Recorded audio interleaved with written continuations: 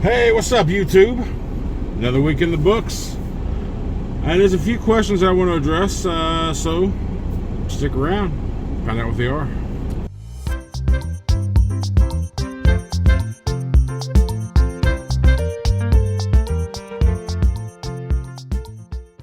Alright, so right now I just parked like 10 minutes ago. I'm at a Love's in Prescott, Arkansas. A little small rinky-dink run-down Love's. I haven't been inside yet. I looked at the trunker path. They do have a laundry room. They got showers, so I'll be taking advantage of those over the next day and a half.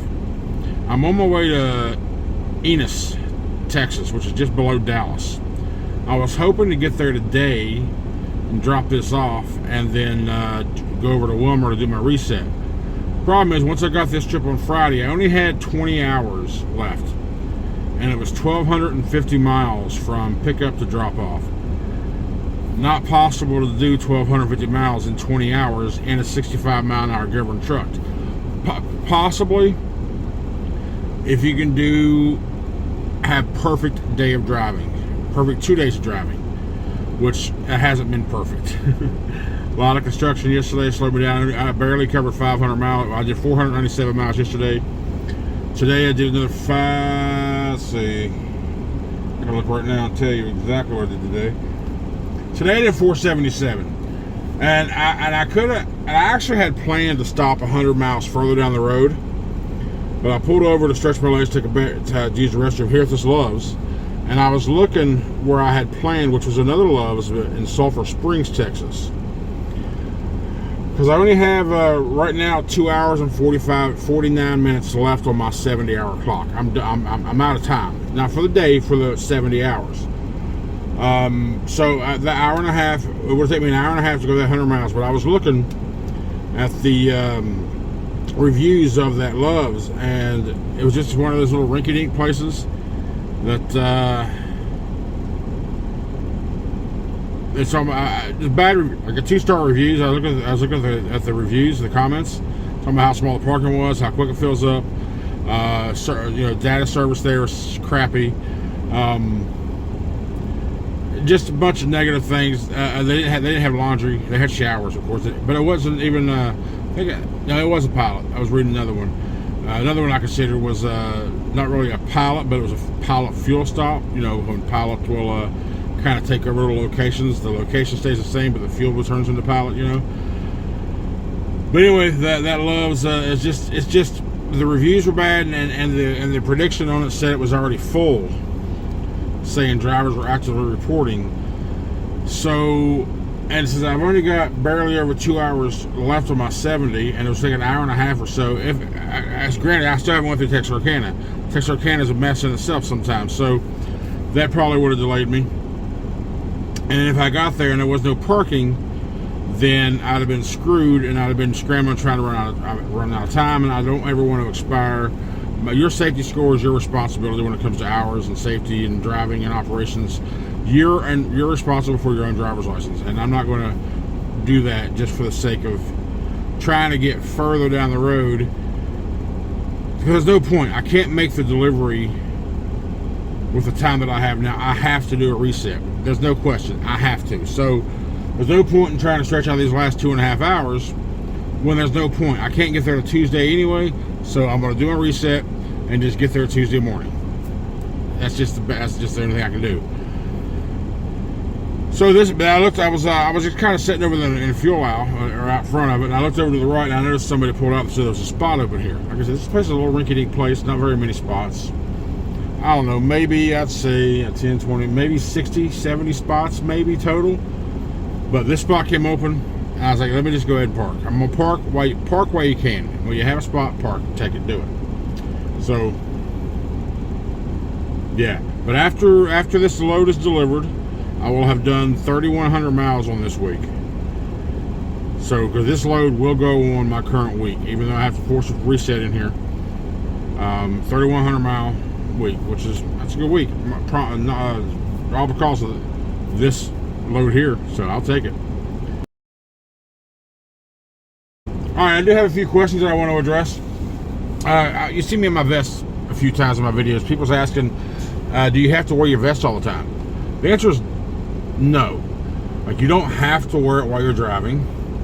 You have to wear your vest anytime you're on the ground working, at a shipper, at a receiver, especially when you're on Schneider property. You have to have your safety vest and your safety shoes on at all times on Schneider property. And I'll admit, a lot of times, not a lot, but a couple times I have forgot to grab my vest at a shipper. But that's why every time I go into a new shipper or into a shipper in general, I look at the signs there by the shack. And usually when they'll have a sign saying must wear your vest, and that reminds me to grab my vest.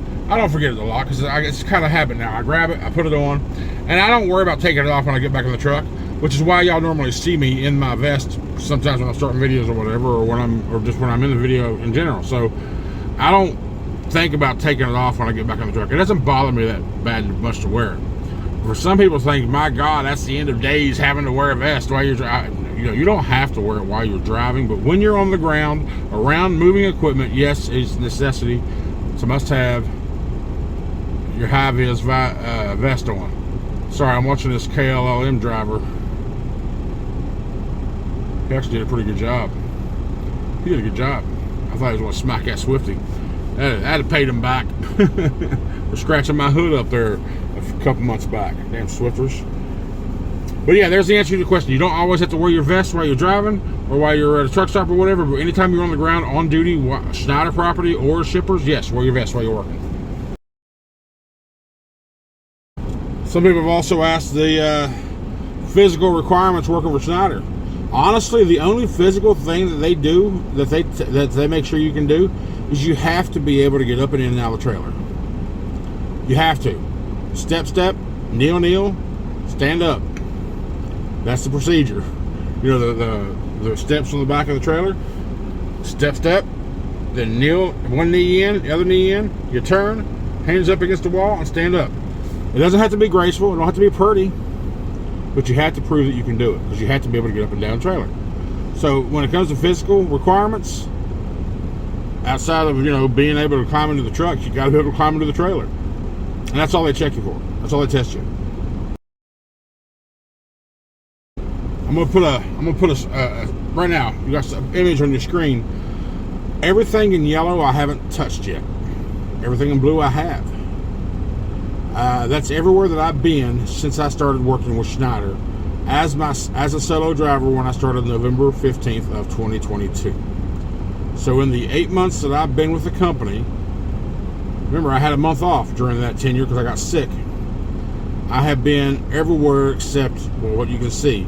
Northeast, to see what's that, Vermont. I'm not looking at the image, I'm doing it off memory. I haven't been to Vermont, Rhode Island, Delaware, or Maine. Then you go back out to the northwest, none of the Dakotas, Montana, Oregon, or Washington. So less than a couple handfuls of states I haven't touched yet. So, but I've been everywhere else. So if you're looking to see the country and you haven't traveled a lot, and you want to just see the country, then just consider trucking. And it's not like you're seeing parts of the country. Granted, you're just driving through, but you get downtime. So during your downtime, plan it to where if you're near a city that you've been wanting to go to for a while or whatever, or you know something about a city, or you got a friend or whatever, grab a cab, grab an Uber, whatever, call a friend. If you got some in the area, go see the area. I mean, that's one of the benefits of trucking. You can go anywhere and see whatever you want to see and just enjoy it, which is a weakness of mine. I don't do a lot of things outside, like on my off time.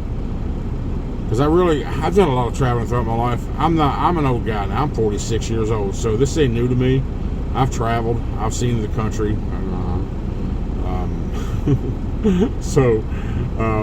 But the great thing is, when I want to take time off and visit friends, I can do that anywhere in the country. I don't have to go home.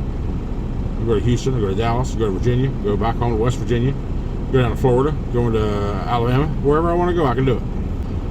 And during that time, I have racked up nearly, right now, I'm at 78,554 miles that I put on this truck. Nearly 80,000 miles while traveling all in that blue area that you just saw. Yeah, that's pretty good, right? So I got a message on here, a comment the other day saying, hey man, I just saw you at an OC. I was like, because I was in Carlisle, Pennsylvania earlier this week or midweek.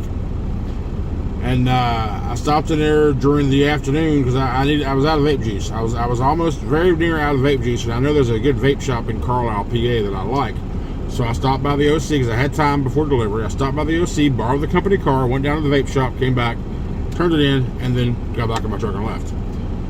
But I got a message later on, a comment saying, hey, I saw you at the OC today. I saw you today at Schneider. And I was like, you must be in Carlisle. And I was like, well, what did you say? I didn't ask him. I said, well, next time you see me, say hi. So I'm going to say this to you. You ever heard that saying, if you see something, say something? If you see me, speak to me. I love meeting you guys, man. I've met a handful of 1, 2, 3, 4 or 5. I've spoken to about 4 or 5 of you in face to face. It's cool. If you see me, say hi to me, man. Let's talk. Let's chat for a minute.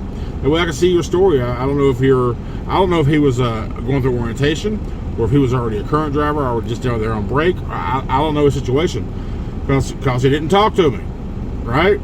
But that's cool. So if you happen to see me out here on the road, man, say hi to me. Let me know. Say hey. Let me know. Say hey, country. Talk to me, damn it. You old gray bearded old man. Say that to me. That's it. Week's pretty mellow. I'm gonna do my reset and drop this load off in Dallas, and then or just in Enos rather, and then we'll see what happens from there. Hope y'all had a great week. Hope y'all have a great week, and we'll see you next time.